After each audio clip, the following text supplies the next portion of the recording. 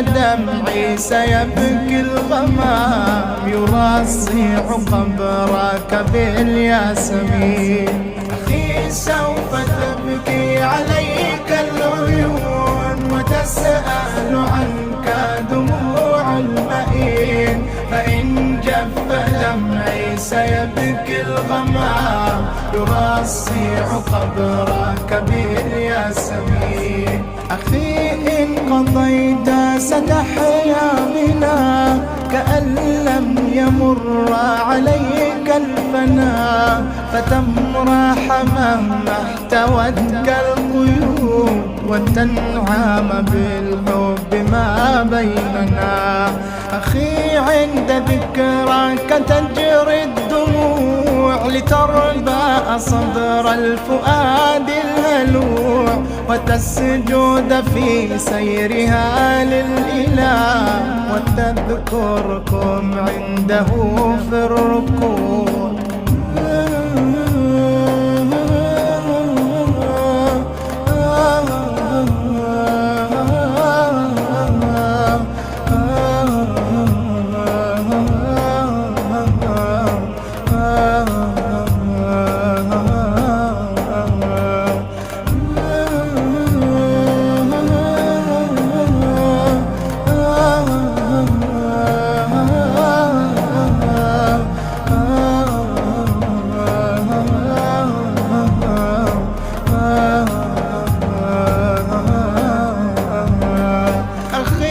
أنت مصباح هذه الحياة، تموت لتبعد عنها الهلاك، فأشعل لها في الظلام الطلوع منار الشعوب ونار الطغاة.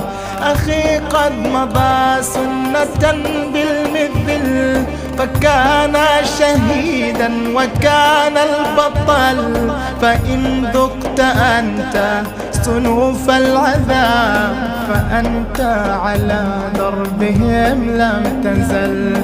أخي ستنير دماء الظلام وتزرعه رحمة وسلام، فيا سحب غطي شعاع الهلال ستشرق بعدك بدر التمام. أخي إننا ما أسأنا الظنون بروح قوي وجسم نحيل، فماذا تروم لديك الخطوم وماذا يضيرك كيد العبيد. سوف تبكي عليك العيون وتسأل عنك دموع المئين، فإن جف دمعي سيبكي الغمام يرصيع قبرك بالياسمين. أخي ما يريدون من مؤمن له قبره أفضل المسكن، هلما حادثات الزمان فلن تجد فيه من موهن. أخي لن ننام وتحيا السواد، أخي سنحرك قلب الجماد. أخي إن إيماننا لكفيل بهز الرواسي ومحق الفساد. أخي ما يئسنا ولن نيأسا، وما طال في القلب لبث الأسى، وما حل أفئدة المؤمنين سوى أمل في الجنان رسا. أخي لست وحدك في الامتحان، فكن رابط الجأش صلب الجنان، ستصرخ بالظلم كل الشفاه ويهزأ بالموت كل لسان.